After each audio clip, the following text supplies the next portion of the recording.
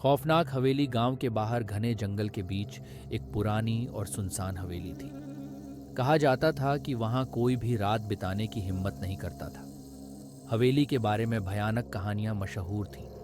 कभी किसी के चीखने की आवाज सुनाई देती, तो कभी वहां अजीब सी परछाइयां दिखाई देती।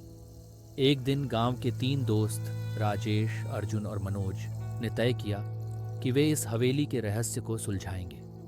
उनके मन में डर था, लेकिन अपनी बहादुरी साबित करने के लिए वे तैयार हो गए। रात का समय चुना गया और वे तीनों टॉर्च और कुछ खाना लेकर हवेली में पहुंच गए। हवेली में घुसते ही एक अजीब सी ठंडक ने उनका स्वागत किया। दीवारों पर मकड़जाल और फर्श पर धूल की मोटी परत जमी हुई थी। अचानक दरवाजा जोर से बंद हो गया। तीनों चौंक गए और एक दूसरे को सहम कर देखने लगे। कोई मजाक कर रहा है, राजेश ने कहा, लेकिन उसकी आवाज में आत्मविश्वास की कमी साफ झलक रही थी। वे आगे बढ़े और एक बड़े से हॉल में पहुंचे। वहां एक पुरानी टूटी हुई कुर्सी पर सफेद चादर लपेटे हुए किसी की परछाई दिखाई दी। अर्जुन ने डरते डरते टॉर्च उस ओर मारी, लेकिन वहां कुछ नहीं था। तभी एक खिड़की जोर से खड़खड़ाई। मनोज ने कहा, चलो अब वापस चलते हैं, ये जगह ठीक नहीं लग रही। लेकिन राजेश और अर्जुन ने उसे मना लिया। जैसे ही वे सीढ़ियों से ऊपर चढ़ने लगे, एक हल्की सी हंसी सुनाई दी। वो हंसी धीमे धीमे तेज होती गई।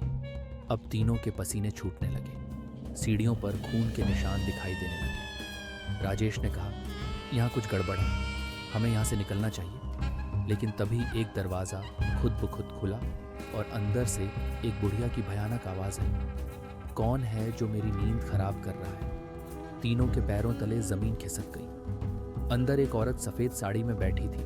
उसकी आंखें खून जैसी लाल थीं। मनोज चीखते हुए भागा, लेकिन उसका पैर फिसल गया और वो गिर पड़ा। राजेश और अर्जुन ने उसे उठाने की कोशिश की। तभी वह औरत हवा में उड़ती हुई उनके पास आ गई। उसने अपनी भयानक उंगलियों से मनोज को पकड़ लिया। अर्जुन और राजेश जैसे तैसे खिड़की से कूदकर अपनी जान बचा पाए, लेकिन मनोज वहीं हवेली में रह गया। अगले दिन गांव वालों ने मनोज को ढूंढने की कोशिश की, लेकिन उसका कोई निशान नहीं मिला। उस दिन के बाद किसी ने उस हवेली का रुख नहीं किया। कहते हैं कि रात में वहां अब भी मनोज की चीखें सुनाई देती हैं। वह हवेली आज भी अपने रहस्यों के साथ गांव के लोगों के लिए खौफ की मूरत बनी हुई है।